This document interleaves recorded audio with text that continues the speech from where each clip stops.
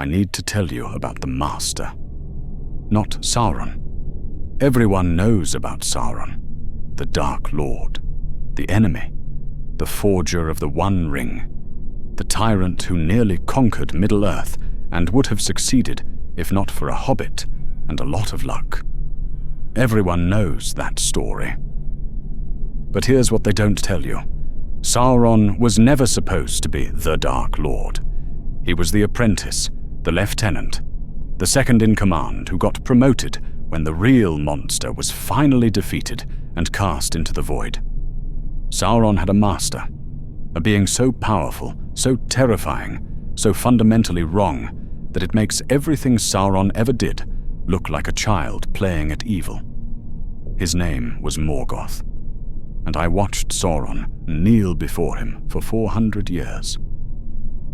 I need you to understand something. When Sauron dropped to his knees in genuine, absolute terror, that's when I realized what real power looked like. That's when I understood we'd already lost. Because Morgoth wasn't trying to conquer Middle-earth. He was trying to unmake it, to return all of creation to the void, to win by ensuring everyone lost. And Sauron? He was just the student who never quite understood the lesson. This is the story of the Master and the apprentice. The story of why Sauron ultimately failed. The story of what real, absolute, cosmic evil actually looks like when it takes physical form and builds a fortress in the frozen north. I was there. I saw it all. I watched it happen. And I'm the only one left who remembers.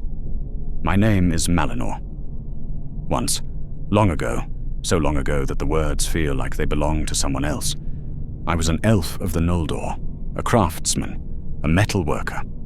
I had a workshop in Beleriand in the First Age, back when elves still believed we could build a perfect world if we just worked hard enough, if we were just skilled enough, if we refused to surrender to the darkness that was spreading across the north. I was young, naive, talented with silver and gold, but stupid about everything that actually mattered. When they told us that Morgoth had returned to Middle-earth, had built a fortress called Angband in the Iron Mountains, was breeding armies of orcs and monsters to destroy us, I didn't take it seriously enough. None of us did. We thought we could fight, thought we could win, thought our skill and courage would be enough. I was captured in the Dagor Bragolok, the Battle of Sudden Flame, when Morgoth broke the siege of Angband and his armies poured south like a tide of darkness. I was 2,300 years old. I'd lived through ages of peace and prosperity. I'd never really seen war before. Not like this. Not war where the ground itself burned beneath your feet and the sky turned black with ash and smoke. I remember running. Remember my sword, beautiful thing, silver-chased blade I'd forged myself, breaking against an orc's armor. Remember the clawed hand that grabbed my throat and dragged me north. They didn't kill me. That would have been kinder. They took me to Angband, to the fortress, to the mines and the forges where Morgoth manufactured his war against creation itself, and they put me to work. I want to be very clear about something. I'm not innocent. I'm not some tragic hero who resisted corruption and stayed pure. I spent 400 years in Angband, 400 years breathing the smoke of those forges, eating the black bread they fed us, sleeping in the dark. 400 years watching what they did to those who resisted. I broke. Of course I broke. Everyone broke eventually. The only question was how long you held out and what you became when you finally surrendered. I became a smith again. Not because I wanted to help them, though I told myself that's what I was doing. Told myself I was just surviving, just doing what I needed to do to stay alive. But because deep down, some part of me was still proud of my craft. still wanted to create beautiful things, even in that terrible place. Even when the things I was creating were weapons to kill my own people. I don't expect forgiveness for that. I'm not asking for it. I'm just telling you the truth. I was there, in the heart of Morgoth's power, for 4 centuries. I saw things that would have driven a wiser person mad. Things that did drive many mad. And I saw Sauron. The first time I saw him was my 2nd month in Angband. I was in the Great Forge, a cavern so vast you couldn't see the ceiling, lit by channels of molten metal that flowed like rivers through carved stone. The heat was unbearable. We worked in shifts of 12 hours, and even then, elves collapsed regularly from exhaustion. I was at my station, hammering out sword blanks, when the Forge Master suddenly went rigid, turned, dropped to one knee so fast I heard his kneecap crack against the stone floor. Everyone stopped. The hammering ceased. Thousands of hammers all at once, going silent. The only sound was the roar of the flames and the bubbling of molten metal. He walked through the main entrance. Tall, even taller than an elf, nearly 7 feet. His form was perfect. Too perfect. Like someone had taken the concept of physical beauty and pushed it just slightly too far into something that looked wrong. His hair was dark, his face sharp and aristocratic, his robes immaculate despite the ash and heat. He moved through the forge like he owned it. Like he owned us. His eyes swept across the workers, hundreds of us, elves and men and a few dwarves, all broken and corrupted and enslaved. And he smiled. Not a cruel smile. Not the smile of someone who enjoyed suffering. Worse. It was a smile of satisfaction, of a job well done, of an administrator reviewing his operation and finding it efficient. Production is up 17%, he said. His voice was smooth, pleasant, the kind of voice that made you want to listen, to obey, to trust. Excellent work, Forge Master. The Master will be pleased. The Forge Master, an orc, huge and brutal, who'd beaten 3 workers to death the week before, trembled. Actually trembled. "Thank you, Lord Sauron," he whispered. Sauron nodded, clasped the orc's shoulder like a colleague, acknowledging good performance. Then he turned and left, his robes trailing behind him, and the forge erupted back into noise and motion as everyone rushed back to work. I stood there, hammer in hand, and I realized something that made my blood go cold. That being, that Maiar, that entity of immense power who commanded armies and struck terror into the hearts of his enemies. He was middle management. Over the next 400 years, I saw Sauron regularly. He oversaw the forges, the mines, the breeding pits where they created new monsters. He was everywhere, managing, organizing, optimizing, making evil more efficient. He was brilliant at it, genuinely brilliant. Where the orcs were chaotic and brutal, Sauron brought order. Where the operations were wasteful, he streamlined them. He turned Morgoth's rage into productivity, turned chaos into strategy. But here's what I noticed, what I saw in those years that no one else talks about. Sauron was afraid. Not all the time, not obviously, but in certain moments, when he thought no one was watching, I'd see it flash across his face, a tightness around his eyes, a hesitation in his step, a way he'd glance toward the deeper levels of Angband, toward the throne room where Morgoth dwelt, like a man checking whether the predator was watching. I saw it most clearly one day in my 3rd year there. Sauron had been inspecting a new weapon design, some kind of cursed blade that would rot the flesh of anyone who touched it. Beautiful work, actually, in a horrifying way. The smith who'd made it, an elf like me, though far more broken, was presenting it with obvious pride. Sauron examined it, turned it over in his hands, nodded slowly. "Impressive craftsmanship," he said. "The enchantment is stable. The effect is reliable. This will serve well in the eastern campaigns." The smith beamed. Poor fool actually beamed at the praise. Then we all felt it. A presence, a pressure in the air like the moment before lightning strikes. The temperature dropped 20 degrees in an instant. Frost formed on the metal around us. Morgoth had entered the forge. I'd only seen him a handful of times before. He didn't come to the forges often. He had Sauron for that. But when he did, gods, when he did, you understood immediately why the Valar themselves had needed armies to defeat him. Why the Silmarils burned his flesh, and he wore them anyway. Why he'd nearly destroyed creation itself before the world even began. He was massive, not just tall, massive like a mountain had decided to take human form. 10 feet at least, possibly more. His armor was black iron, smoking and hissing as if it were too hot to exist. His crown held 3 jewels, the Silmarils, the most beautiful and holy objects ever created, and they burned against his flesh. His face was constantly smoking, constantly in agony from their touch, and he smiled. Always smiled. Because the pain meant he was denying the elves their light. That was worth any torment. He crossed the forge in 3 strides, looked at the cursed blade Sauron was holding. "What is this?"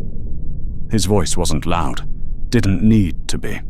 It bypassed your ears entirely and spoke directly into your mind, into your soul. Sauron bowed. Actually bowed, this being of immense power, this lieutenant of armies, this corruptor of kingdoms. He bowed like a servant before a king. "My lord, a new weapon for the campaigns. It kills." Morgoth's hand shot out, grabbed the blade. The cursed enchantment, designed to rot flesh on contact, activated immediately. His palm began to smoke and blacken. He didn't flinch, didn't even seem to notice. "You make another tool for killing, another weapon, another pretty piece of destruction." "Yes, my lord, it will serve. I don't want to serve anything, Sauron."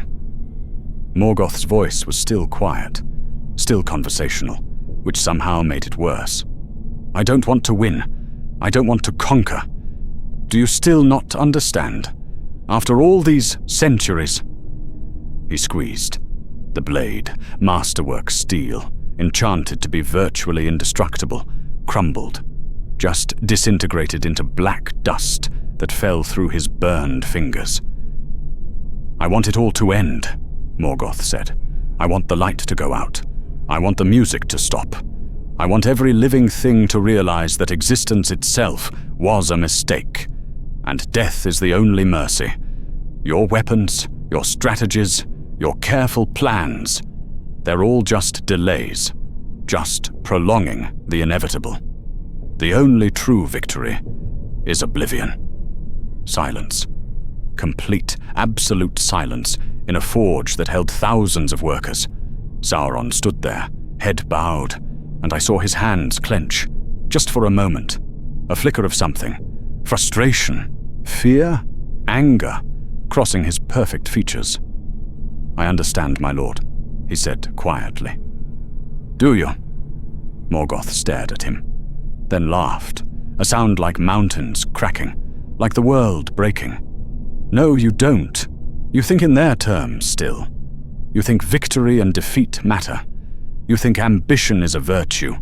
You think order and control are superior to chaos."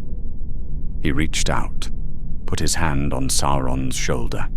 His palm was still smoking from where the blade had rotted his flesh. The smell of burning skin filled the air. "But you're useful," Morgoth said. "You organize chaos into something productive while it lasts. You make my armies efficient. You turn my rage into progress toward the ending. So continue. Build your weapons.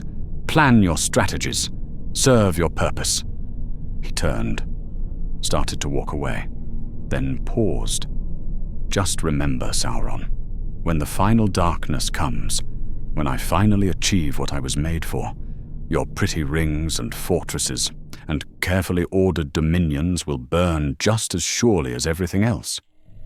There will be no hierarchy in the void, no lord and servant, just nothing. He left. The temperature slowly returned to normal. The pressure lifted from our chests. Sauron stood there for a long moment.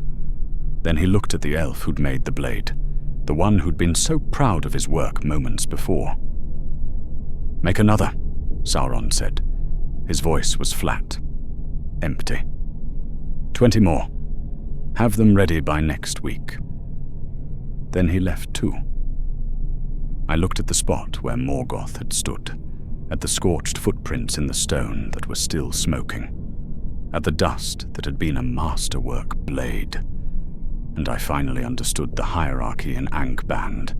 Morgoth was insane, not ambitious, insane. He didn't want to rule the world, he wanted to end it, wanted to drag all of creation back into the void from which it came. Every campaign, every army, every weapon wasn't about conquest. It was about destruction for its own sake, about proving that existence was a mistake. And Sauron?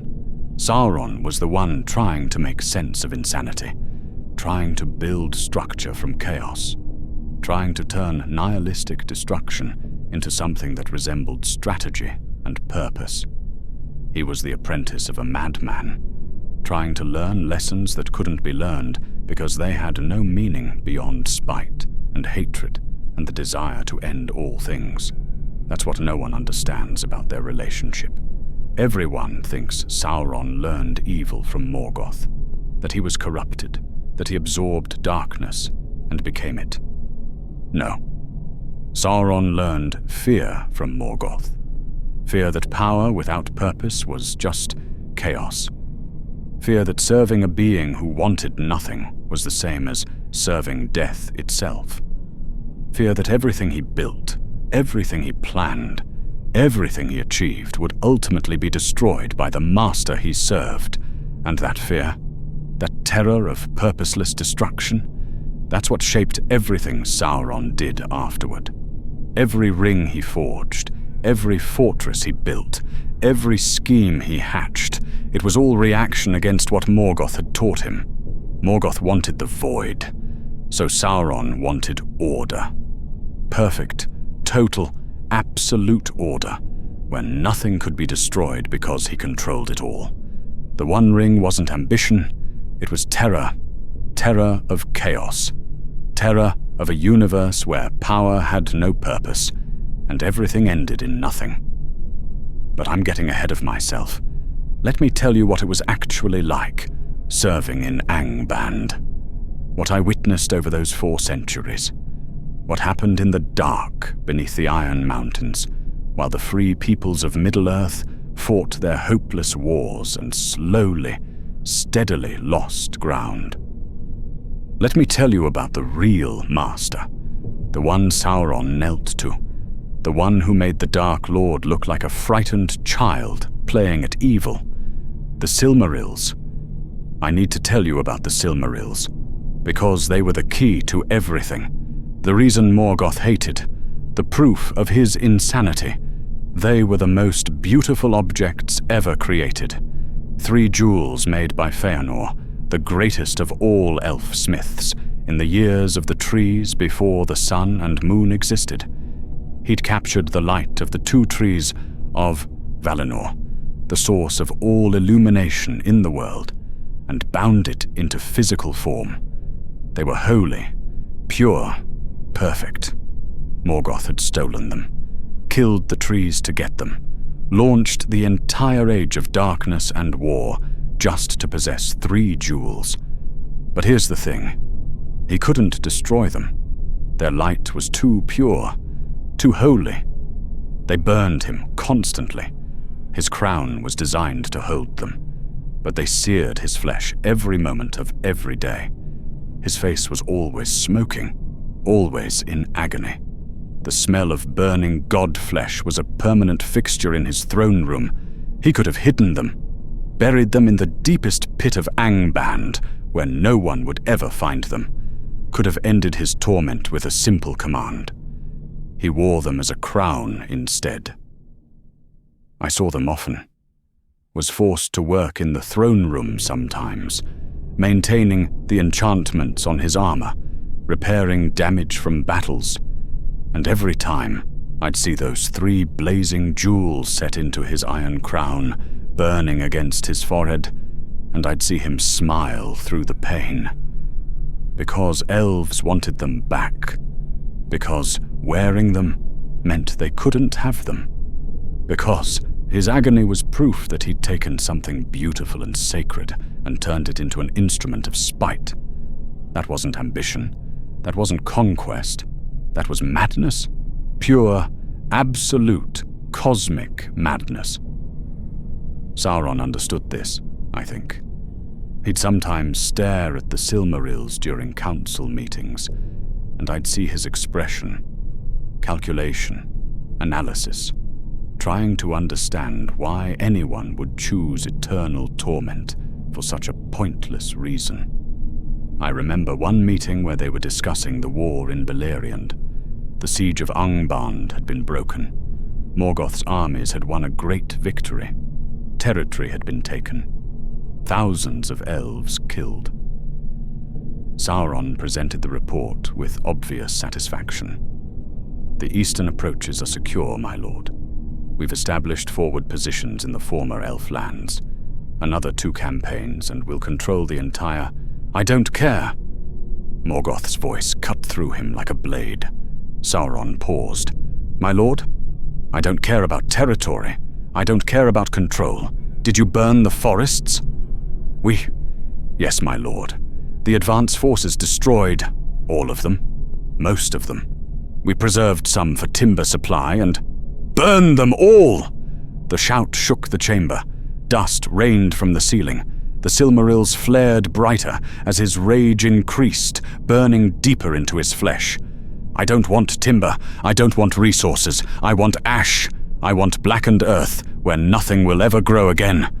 I want every tree, every flower, every blade of grass dead. Silence. Sauron stood there, probably doing calculations in his head, weighing the strategic value of forest resources against the tactical importance of not angering his master. Of course, my lord, he said finally. I'll give the order immediately. Morgoth settled back.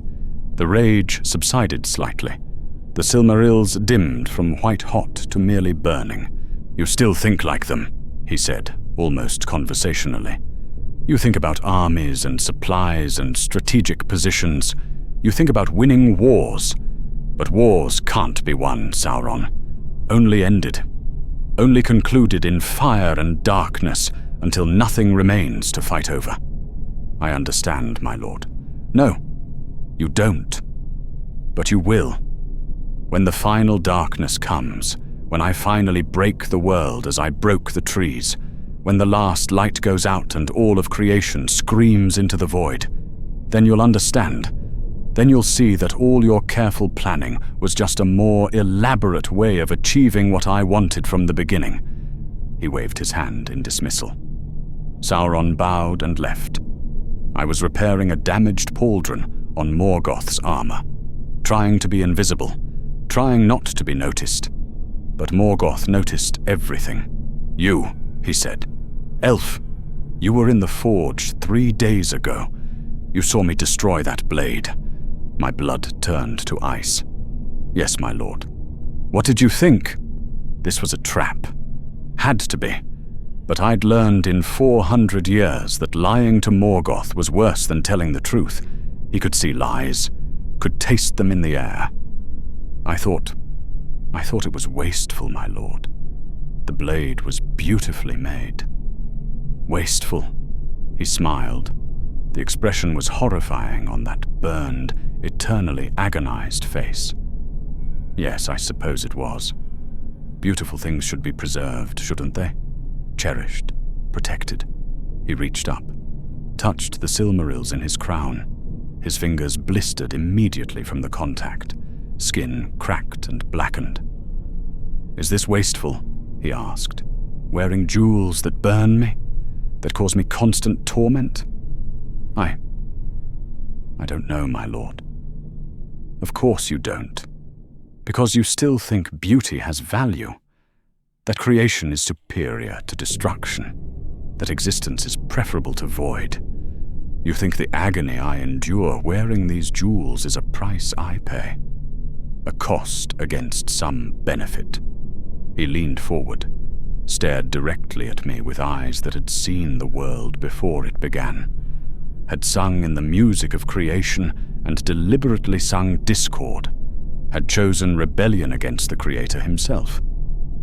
"I wear them because they hurt," he said softly, "because every moment of pain is a moment I deny them their light. Because their beauty is meaningless if I own it. Because everything precious must be defiled. Everything sacred must be corrupted. Everything that exists must be taught to regret existing." He sat back, waved his hand in dismissal. "Finish the repair, then get out." I worked faster than I'd ever worked before, got the pauldron secured, practically ran from the throne room, and as I left, I heard him laughing. Not a cruel laugh, not even an angry laugh, just satisfied. Like someone who'd explained a joke and was pleased that he'd gotten the punchline across. That night, in my cell, I understood something. I'd been thinking about Morgoth wrong. Everyone had. We thought he was evil. Thought he wanted power, wanted conquest, wanted to rule Middle-earth. No. Morgoth wanted nothing.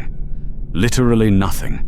He wanted to return all of creation to the void from which it came. And every day he existed, every moment he drew breath, he was just taking steps toward that inevitable ending. The wars weren't about territory. The armies weren't about conquest. The entire age of darkness and fire and death was just his therapy, his way of processing the fact that creation had happened against his will, and he was slowly, methodically correcting that mistake. And Sauron? Sauron was his tool, his instrument, the one who organized chaos into productive destruction, who turned purposeless rage into strategic apocalypse. But Sauron never fully understood it. I could see it in him. He kept trying to make sense of it, kept trying to find the logic, the reason, the goal. There was no goal. Just ending. Just the slow, steady march toward oblivion. The years blurred together after that. 400 years of working the forges, breathing poison, watching the darkness spread. 400 years of surviving, of breaking, of becoming something I'd never intended to be. But I watched. I paid attention. I saw things that mattered. I saw Sauron create the werewolves, saw him breed them from wolves and fell spirits, creating monsters that could hunt elves in the dark. He was proud of them, presented them to Morgoth like a child showing a parent his artwork. Morgoth watched the demonstration, watched the werewolves tear apart a prisoner. Then he ordered them set loose in Sauron's own fortress. "If they're truly loyal, they'll survive," Morgoth said. "If not, you'll build better ones." Half of them died, killed by orcs or each other, or Sauron's own guards before they could be brought under control again. Sauron spent weeks rebuilding what had been destroyed in a single day. He never showed emotion on his face, but I saw the way his hands clenched, the way his jaw tightened. I saw the Balrog awakening. Morgoth had corrupted other Maiar, beings like Sauron, angelic entities of immense power, and transformed them into demons of shadow and flame. There were dozens of them in Angband, sleeping in the deep places, waiting to be unleashed. One day, Morgoth decided to wake one just to watch it burn a village. No strategic reason, no military value, just because he wanted to see fire. Sauron tried to argue, suggested the Balrog could be used more effectively in a planned campaign, could break a siege or destroy a fortress. Morgoth sent it to burn the village anyway. 300 people died. The Balrog returned to Angband and went back to sleep. "See?" Morgoth said to Sauron. "That's how you use power. Not carefully, not strategically. You just use it. And then it's used. And then everything that power touched is gone. And that's the only victory that matters." I saw Sauron at night sometimes, when he thought no one was watching. He'd stand on the battlements of Angband, staring south toward Beleriand, toward the elf kingdoms, toward the free peoples who were slowly, steadily losing ground against Morgoth's armies, and I swear I saw longing on his face. Not for the elves, not for redemption or freedom or any noble thing. No, he was longing for order, for a world that made sense, where power had purpose and actions had meaning beyond simple destruction. He'd look south, and I think he was imagining what he could build if he were in charge, what he could create if he didn't have to answer to a master who wanted nothing but ending. I think that's when the seeds of the ring were planted. Not in Eregion centuries later, right there, on those battlements, watching Morgoth's purposeless destruction spread across Middle-earth. He was imagining a different kind of power, one that controlled instead of destroyed, one that ordered instead of corrupted, one that made creation bow instead of burning it. He just didn't know it yet. The War of Wrath came in my 403rd year in Angband. We'd known it was coming. The Valar had finally decided to intervene. They'd sent armies before. Elves and men had fought countless battles. But this was different. This was the Valar themselves. And they weren't sending mortals to fight their war. They sent Maiar, hundreds of them, angelic beings like Sauron, but uncorrupted, still serving the light, still working for creation instead of its ending. When the news reached Angband, the entire fortress went into chaos, orcs scrambling to defensive positions, dragons being roused from their lairs, Balrogs awakened from sleep, every weapon we'd forged, every monster we'd bred, every cursed enchantment we'd woven, all of it mobilized for the final battle. I was in the Great Forge when Sauron came to give orders. He looked different, focused, energized in a way I'd never seen before. This was what he was good at. Strategy, organization, warfare. "Arm everyone," he commanded.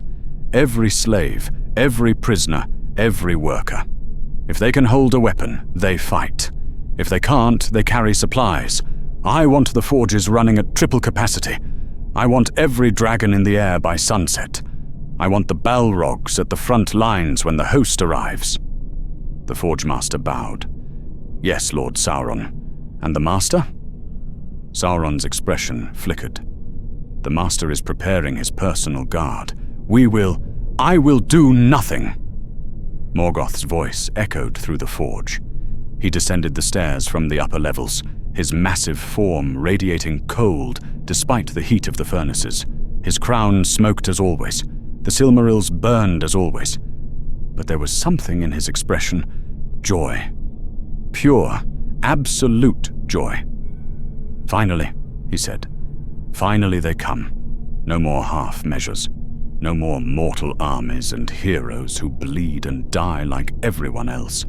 They're bringing their Maiar, their angels, their precious servants of the light." He spread his arms wide. "They're bringing everyone, and I'll drag them all into darkness with me." Sauron stepped forward carefully. "My lord, the strategy I've prepared..." "Strategy," Morgoth laughed. "Sauron, my faithful servant, my loyal lieutenant, still thinking about winning. still planning victory, still missing the point after all these years. He grabbed Sauron's shoulder. His burned hand left scorch marks on Sauron's robe. "There is no strategy," Morgoth said softly. "There is no victory. There is only the ending, the final battle, the moment when everything I've built comes crashing down and takes the world with it, when the light and dark destroy each other and nothing remains but void." Sauron stared at him, and for the first time in 400 years, I saw genuine emotion cross his face. Horror. You want to lose?" Sauron said. "I want it to end," Morgoth said. "Winning, losing, those are their words, their concepts. I want the game to stop. I want creation itself to regret being created. And this?" He gestured toward the approaching army. "This is perfect.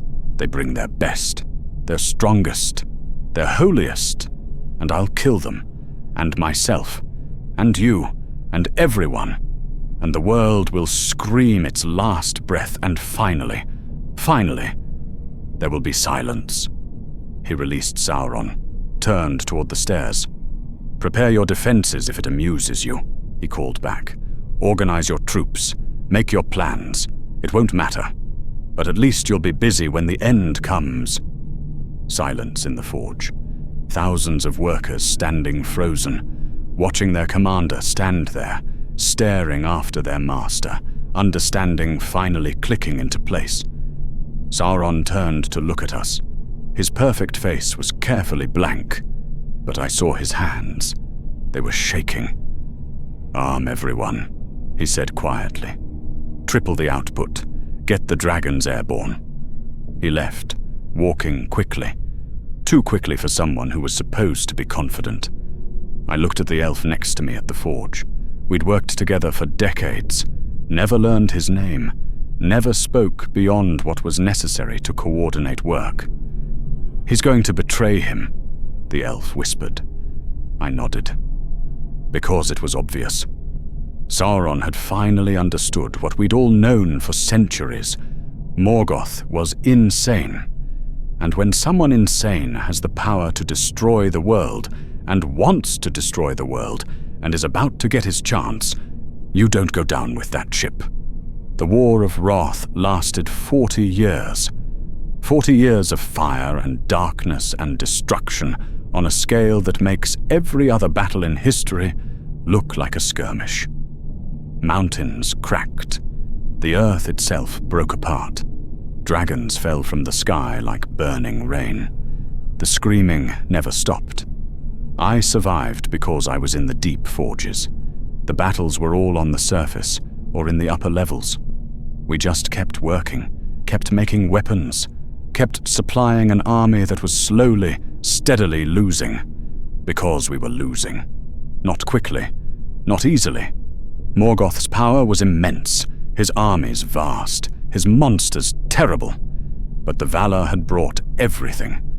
And slowly, steadily, inevitably, we were pushed back. I saw Sauron 3 times during those 40 years. Each time he looked more tired, more desperate, more afraid. The first time was year 15. He came to inspect the forges, looking for weapons that might turn the tide. His robes were torn. His face, usually so perfect, was marked with burns and cuts that hadn't healed. "We need something new," he said to the forge master. "Something they haven't seen. Something that can kill Maiar." "My lord, we've tried everything. They have protections against..." "Then break the protections." His voice cracked. "Find a way. Create something. We're losing up there. Do you understand? We're actually losing." He said it like it was incomprehensible, like the concept of defeat was foreign to him. The Forge Master bowed. "Yes, my lord." Sauron left. I heard him muttering as he climbed the stairs. He doesn't care. He doesn't even care that we're losing. He's happy about it. The second time was year 30. The upper levels had fallen. We could hear the fighting now, echoing down through the tunnels. Dragons screaming, balrogs roaring, the sound of mountains breaking.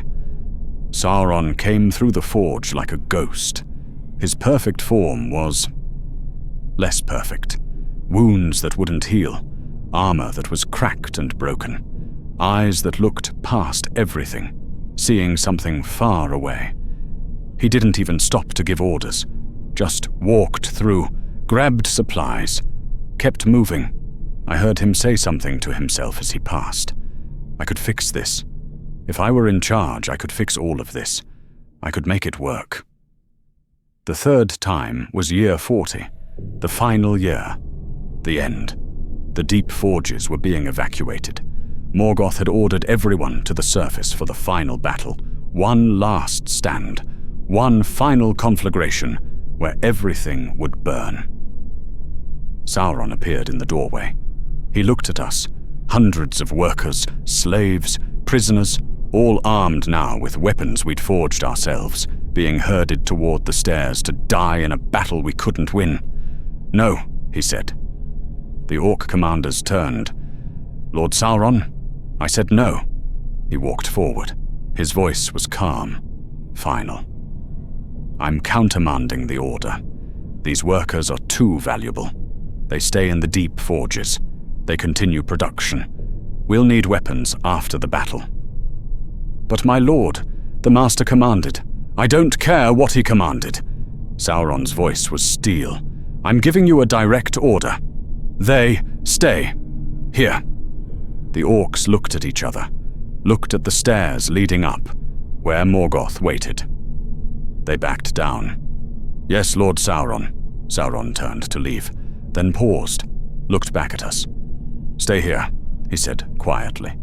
"No matter what you hear, no matter what happens, stay in the deep places. When this is over, there may be a need for skilled hands." He left. We stayed. And 2 days later, we felt the world break. The sound was beyond description, like reality itself cracking. The deep forges shook. Stone fell from the ceiling. The channels of molten metal overflowed, flooding parts of the cavern. We ran for the deepest tunnels, the oldest parts of Angband that had been carved into the roots of the Iron Mountains themselves, and we waited. Hours. Days. The shaking eventually stopped. The sound faded. Silence fell, deeper and more complete than any quiet I'd ever known. We waited 3 days before anyone was brave enough to go up. I volunteered, because I had to know, had to see. The climb took hours. So much of Angband had collapsed. So many tunnels were blocked. But I made it eventually, climbing over rubble and ruin until I reached the surface. The Iron Mountains were gone. Just gone. Broken into pieces. Angband, the greatest fortress ever built, the stronghold that had withstood a siege of 400 years, was rubble. Shattered stone and twisted metal and ash, and bodies. Gods, so many bodies. Orcs and elves and dragons and things I couldn't even identify. All dead, all broken, all silent. The war was over. I wandered through the ruins for hours, looking for, I don't know, survivors, answers, some explanation for what had happened. I found Morgoth's crown. It was lying in the wreckage of what had been his throne room. The iron was twisted and broken, and the Silmarils, they were gone, cut from the crown, reclaimed. He'd lost everything. After all his hatred, all his rage, all his careful work to break the world and corrupt creation and spread darkness across Middle-earth, he'd lost. And somewhere in that rubble, Morgoth himself had been captured, chained, dragged away to the void beyond the world, where he'd be imprisoned until the end of all things. I sat down in the ruins, stared at that broken crown, and I laughed. Couldn't help it. Laughed until I cried. He'd wanted it all to end. Wanted creation to regret existing. Wanted to drag everyone into darkness with him. And he'd failed. Comprehensively. absolutely failed. The world still existed. Life continued. The light had won. Everything he'd done had been for nothing. That's when I heard footsteps behind me. I turned, expected an elf warrior, expected to be killed or captured or finally freed. Instead, I saw Sauron. He looked different. Smaller somehow, though his form hadn't changed. He was dressed simply, in plain robes, without armor or weapons. And his expression, he looked lost. "You survived," he said. Statement, not question. You told us to hide, to stay in the deep places. I did. He walked closer, stared at the broken crown. I saved perhaps 300 workers, 300 out of tens of thousands. I told myself it was strategic, that we'd need skilled hands to rebuild. He laughed, a bitter sound. Rebuild what? For whom? The master is gone. Angband is broken. The war is lost. You surrendered, I said, realizing it suddenly. You weren't in the final battle. You surrendered to them. Yes. He didn't sound ashamed, just tired. I went to them before the end, bent knee, pleaded for mercy, told them I'd been corrupted by my master, that I regretted everything, that I wanted to return to the light. Did they believe you? Some did. Enough. They let me live. He knelt down, picked up a piece of the broken crown. They actually let me live. After everything I did. Every elf I tortured. Every kingdom I helped destroy. Every monster I created. They forgave me. The way he said it didn't sound grateful. It sounded disgusted. Why are you here? I asked. I don't know. He turned the metal over in his hands. I came to see. To confirm. To know for certain that he's really gone. He is? Yes. Sauron stood, looked around at the ruins. 400 years I served him. 400 years of taking his madness and trying to shape it into something useful, something purposeful, something that made sense. Did you ever succeed? No. He let the broken crown piece fall, because there was no sense to make. He didn't want order, didn't want victory, didn't want anything except ending, and I spent centuries trying to understand that, trying to find the logic, trying to make it mean something. He turned to look at me. Do you know what I learned? He asked. In 400 years of serving the most powerful being in Middle-earth, of watching him destroy everything he touched, of seeing him wear agony as a crown just to spite those who loved beauty? I shook my head. I learned that power without purpose is worthless, Sauron said quietly. That creation is superior to destruction. That order is the only thing standing between civilization and chaos. That control, absolute control, is the only way to prevent another Morgoth from rising. The only way to ensure that madness like his can never threaten the world again. He started walking away, then paused. Thank you, he said. For what? For surviving, for being here, for reminding me why I made the choice I made. He looked back at the ruins. They think I surrendered out of fear, out of cowardice. They're wrong. I surrendered because I finally understood what Morgoth never did. Losing doesn't matter. Winning doesn't matter. What matters is what you build, what you create, what you control. The Valar will be watching you, I said. If you try anything, I know. He smiled, a strange, cold smile. I'll be careful. I'll be patient. I'll wait centuries if I must. But I will build something better. Something ordered. Something that makes sense. A world where chaos is eliminated. Where every living thing has its place and keeps it. Where power serves a purpose instead of consuming itself. That sounds like tyranny? His smile widened. Perhaps, but it's ordered tyranny, purposeful domination, rule with meaning, not Morgoth's nihilistic destruction, not his senseless rage. Something better, something that will actually last. He walked away into the ruins. I never saw him again, but I heard about him, over the centuries, over the ages, heard about how he appeared in the Second Age, offering his services to the elves, how he helped them forge rings of power, how he made his own ring in secret, the One Ring, the instrument of perfect control, the tool that would let him dominate every living thing in Middle-earth and force them into perfect, absolute order. Heard about Numenor, how he corrupted an entire kingdom, how he convinced them to worship Morgoth, not out of love for his old master, but out of calculated manipulation, using Morgoth's name to achieve his own ends, making even his master's memory serve his purpose. Heard about Barad-dûr, the Dark Tower, his fortress, built to last forever, built to be the center of a perfectly ordered world where he controlled everything. Heard about his wars, his armies, his 9 servants, his endless, patient, careful campaign to dominate Middle-earth. And here's what people don't understand. Every bit of it was reaction. Every fortress, every ring, every scheme. It was all Sauron desperately trying to build the opposite of what Morgoth had wanted. Morgoth wanted chaos and ending, so Sauron built order and eternal rule.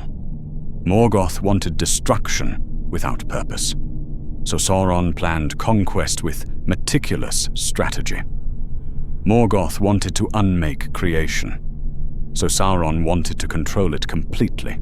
He wasn't trying to finish his master's work, he was trying to prevent it, to build something so ordered, so controlled, so perfectly dominated that another Morgoth could never rise, could never threaten the world with purposeless destruction. The One Ring wasn't ambition, it was terror. Terror of chaos, terror of the void, terror of a universe where power had no meaning and everything ended in nothing. And that's why he lost, because he never understood the fundamental difference between himself and Morgoth. Morgoth didn't care if he lost, would have welcomed it, would have burned himself and everything else just to achieve oblivion. But Sauron cared. He'd built something, created something, made something precious, put his entire power into a physical object because he genuinely believed his ordered world was worth achieving, worth preserving, worth fighting for.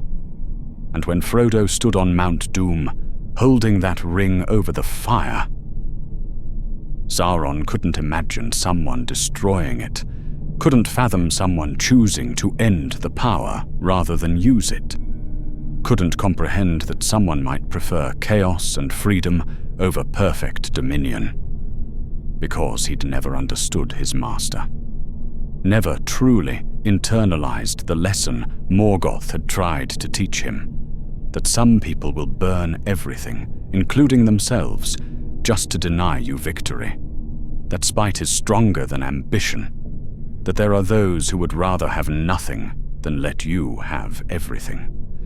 Morgoth would have understood immediately, would have laughed, would have appreciated the irony of his careful student being destroyed by the exact lesson he'd failed to learn.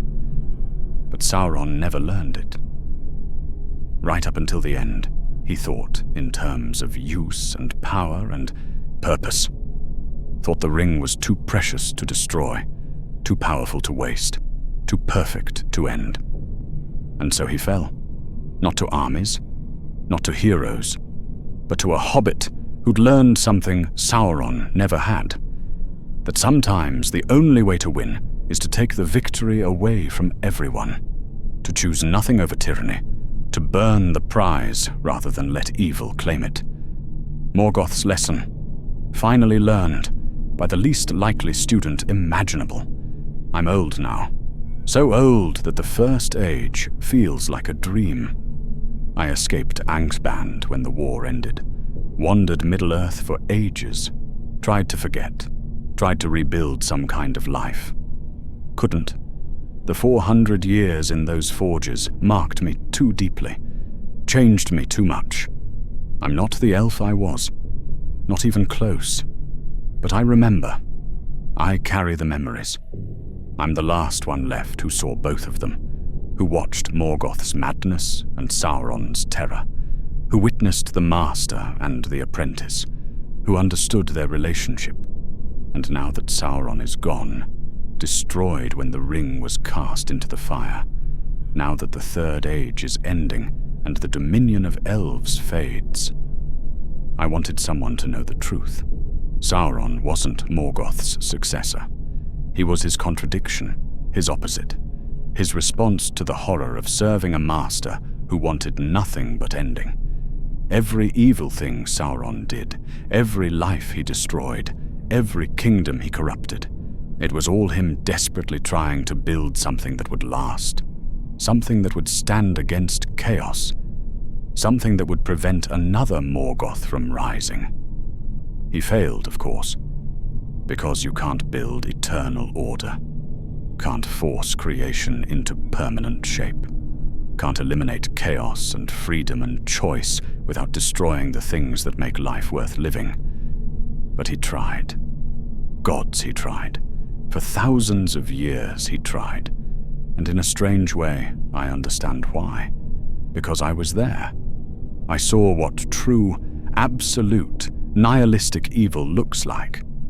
I saw a being who wanted to unmake creation itself, who would have dragged all of Middle-earth into the void if he'd been allowed to complete his work. And I understand being so terrified of that chaos, so traumatized by that purposeless destruction, that you'd do anything to prevent it from happening again.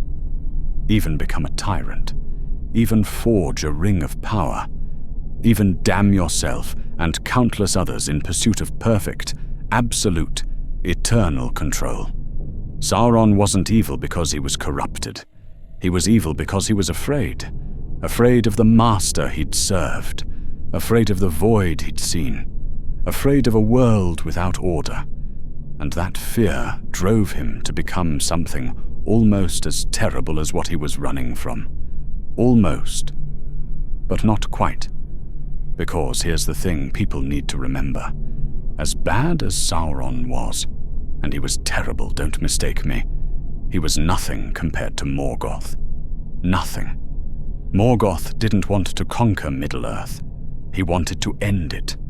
Wanted to break the world itself. Wanted to return all of creation to the void from which it came. He failed. Was defeated. Chained. Cast into darkness. But he's not dead. Can't be killed. He's just waiting, imprisoned in the void beyond the world until the end of all things. And according to the prophecy, according to the old songs that the elves sing when they think no one is listening, there will come a day when he breaks free, when he returns, when the final battle begins, the Dagor Dagorath, the last battle. And when that day comes, Sauron's threat will look quaint by comparison. The War of the Ring will seem like a minor skirmish. Everything we fought for, everything we suffered through, all the death and pain and darkness of the Third Age, it will all pale before what Morgoth brings when he returns. Because he doesn't want to rule you. He wants you to stop existing, wants the music to end, wants creation itself to regret being created, and he'll have forever to plan his revenge, forever to nurture his hatred, forever to dream of the day when he finally achieves what he's always wanted. Nothing. Absolute, perfect, eternal nothing. That's what I think about at night. That's what haunts me. Not the 400 years in Angband. Not the horrors I witnessed. Not even the things I did, the compromises I made, the person I became. No. What haunts me is knowing that he's still out there, Still waiting, still hating, still planning the end of all things. And someday, somehow, he'll get his chance. I won't live to see it. I'll be long gone by then, faded into memory like all elves eventually do. But someone will face him. Someone will stand against that final darkness. And I desperately hope, they understand what they're facing. Not an enemy who wants to defeat them. Not a conqueror who wants to rule them. Not even a tyrant who wants to control them. But a force that wants them to never have existed in the first place. That sees their very existence as an offense against the void. That will not rest, will not stop, will not compromise until everything that was created has been unmade. That's what Sauron served. That's what Sauron fled. That's what Sauron spent millennia trying to prevent through his own terrible means. And that's what's still out there, waiting in the dark. The Master, the original, the first and greatest of all evils. The one who made Sauron look like a frightened apprentice. I've told you what I know, what I witnessed, what I understood from 400 years in the heart of darkness. Do with it what you will. Just remember, when they sing songs about the Dark Lord, about Sauron and his ring and his towers and his armies, they're singing about the apprentice. The Master is still waiting, and one day he'll come back. If you enjoyed this story of the First Age, the Master and the apprentice, the relationship that defined Middle-earth's darkest years, hit that subscribe button. I've got more untold tales from those who witnessed the great events, the people who stood in the shadows while heroes made history, who saw the truth behind the legends. What other stories from Tolkien's First Age should I explore? What other witnesses should speak? Drop your thoughts in the comments below. Thanks for listening to the testimony of Malinor, the last elf who remembers what real evil looked like when it wore a crown and smiled through eternal agony. The last one who watched Sauron kneel,